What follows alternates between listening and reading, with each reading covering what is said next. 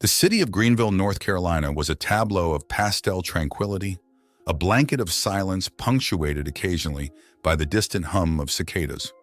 From the arched canopy of moss-draped oaks to the time-worn cobblestone streets, everything seemed to whisper tales of forgotten times. Amidst this lull, the solitary figure of Malcolm stood out. The weary lines etched on his face were a testament to a life spent peering into the shadowy corners of human existence. His watery blue eyes held a quiet sadness, and his hands, firm yet gentle, bore the faint tremors of an internal tempest, a persistent echo of his struggle with anxiety. He stood before the Greenville Museum, an imposing edifice that bore the weight of history with stoic dignity.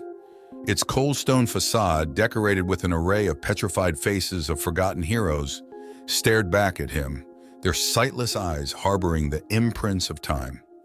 Inside the museum was a womb of yesteryears, nurturing memories within its silent halls.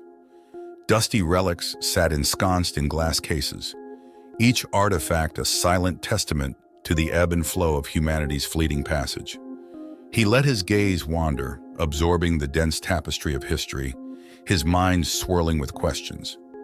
A series of kidnappings, all connected by the gossamer thread of the museum, was the mystery he sought to unravel.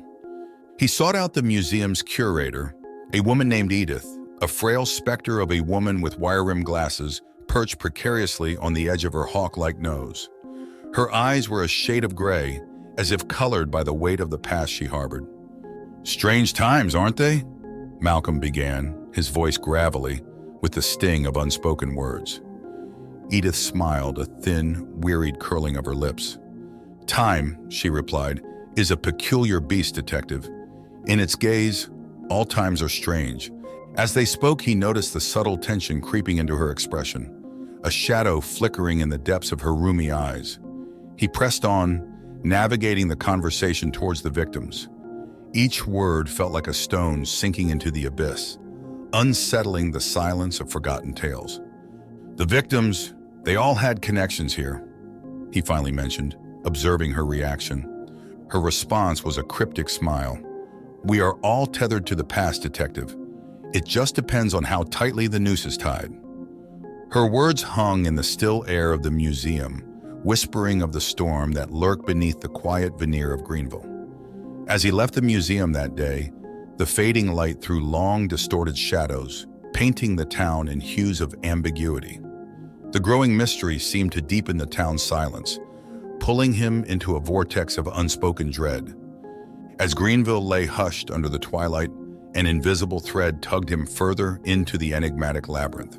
The Greenville of today was but a shadow of its tumultuous history. Its quaint charm belied the scars of a past riddled with cryptic narratives and elusive truths. Malcolm found himself drawn deeper into this mystery, guided by the elusive whispers of yesteryears that seemed to seep from the very stones of the town. He spent his days navigating the dusty maze of the museum and his nights combing through archived town records, each piece of paper crackling like aged skin under his trembling fingers. The anxiety that had always been his unwanted companion now began to serve a dual purpose. It heightened his sense of vigilance, helping him discern patterns in the chaos. His investigation began to shape a chilling image, a story of an ancient entity, a cosmic horror worshipped and feared by the original settlers. They believed it to be a gatekeeper of unfathomable power, an entity capable of traversing the thin veil between realities. The victims of the kidnappings, he discovered, were all descendants of these early settlers. A chill crept down his spine as he wondered, was this a coincidence, or were they targeted for their ancestral ties? One evening, while engrossed in his research, a strange unease began to simmer within him. He looked up from his work and found Edith watching him, her hawk-like gaze seeming to penetrate his very soul. "The past is a vengeful ghost, detective," she said, her voice barely a whisper. "It claws its way out from its grave when it feels forgotten."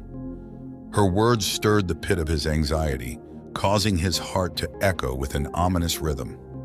Despite the rising fear, he pressed on, compelled by a morbid fascination. and perhaps a need for redemption. His nights turned restless, filled with vivid nightmares, images of grotesque rituals, hooded figures, and a looming, indescribable entity that seemed to breathe with the pulse of the cosmos. The boundaries between reality and dreams started to blur, and he found himself questioning the nature of his own existence. Yet he wasn't deterred. There was an iron will within him, a resolve forged in the crucible of his past struggles. The anxiety and the fear became fuel, driving him to seek the truth, to protect Greenville from the lurking horrors of its own history. But as he dared to tread deeper into the abyss of the town's past, his presence didn't go unnoticed. There were eyes on him, observant and patient, waiting in the shadowy corners of reality. Unbeknownst to him, his steps were not only unraveling the enigma of the town, but also drawing the attention of a sinister force that had long watched from the sidelines. With every passing day, as he began to fit together the pieces of Greenville's sordid past, a veil was being lifted, slowly revealing the horrifying truth. The quaint charm of the town started to fade, replaced by a palpable undercurrent of dread that seeped into the fabric of existence. Malcolm's world had begun to warp, as if viewed through a distorted lens.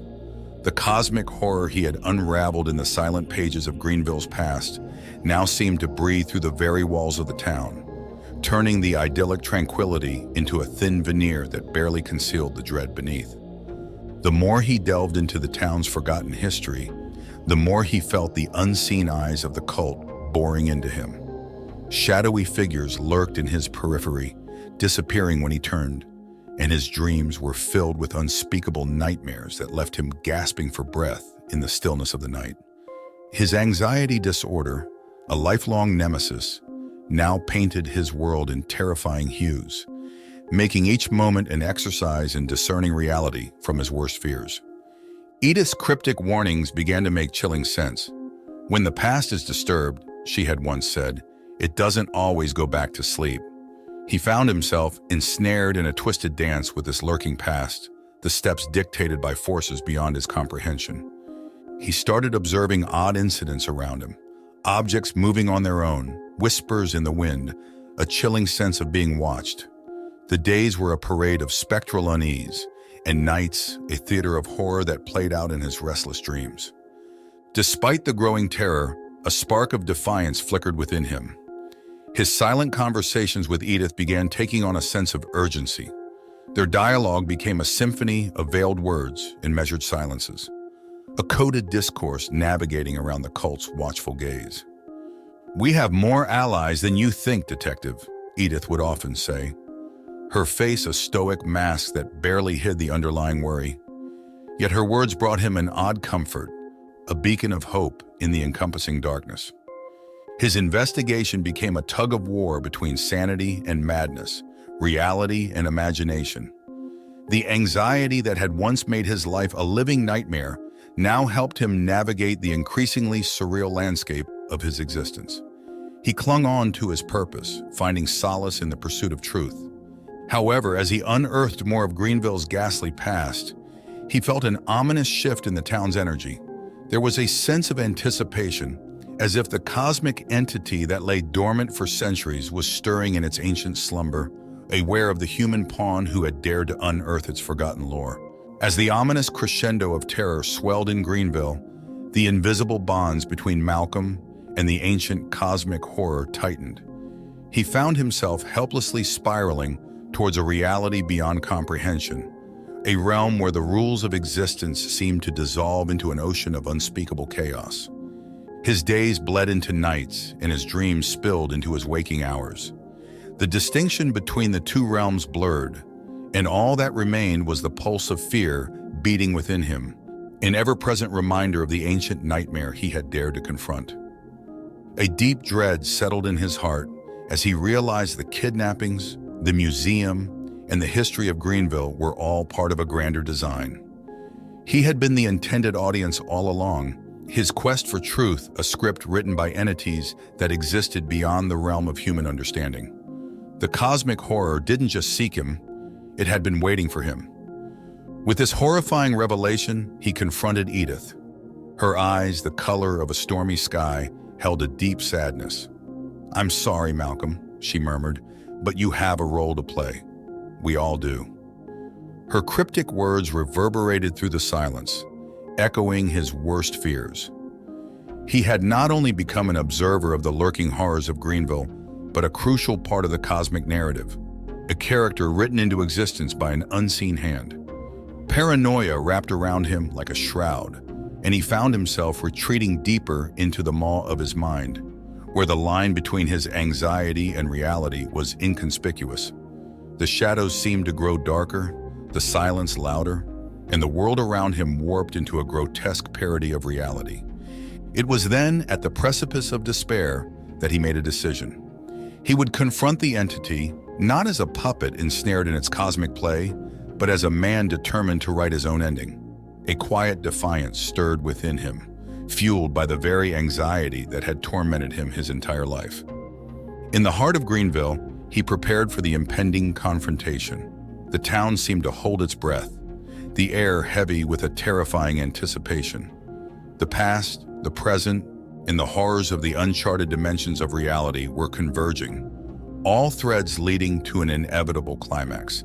As the cosmic entity emerged from the fabric of existence, he felt the sheer magnitude of its presence, a force that shattered his perception of reality. Yet he stood his ground, his fear replaced by a strange tranquility. He understood now. The cosmic horror didn't seek to destroy him, but to change him, to mold him into a vessel of its unfathomable narrative.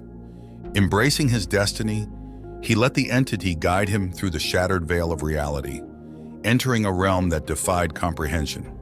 His consciousness expanded, his perception of time, space, and self disintegrating in the face of the entity's limitless existence. Yet he did not lose himself. He remained anchored to his humanity, his identity. Malcolm, the quiet investigator, the man haunted by an anxiety disorder, the protector of Greenville. He allowed the cosmic horror to change him, but he did not let it define him. With newfound understanding, he made his escape from oblivion. He found himself back in Greenville, standing before the museum, a silent observer of a world he now saw through a profoundly altered lens. He had delved into the mouth of cosmic horror and emerged a different man, his every molecule resonating with the knowledge of worlds unseen and entities unfathomable. The town of Greenville went on, oblivious to the cosmic drama that had unfolded within its quiet boundaries. His anxiety, once a curse, had become a part of his strength, his shield against the overwhelming forces that existed in the shadows of reality. He became a keeper of secrets, the silent sentinel guarding Greenville from horrors that lurked in the unseen dimensions of existence. He was changed, but he was free.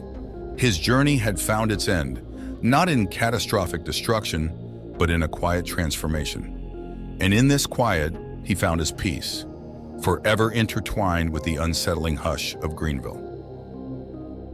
We appreciate you tuning in. If you fancied the content, show your support with a like and subscribe. Hit the bell to keep up with our eerie adventures. Eldritch Tales Factory has plenty more to offer. Until next time.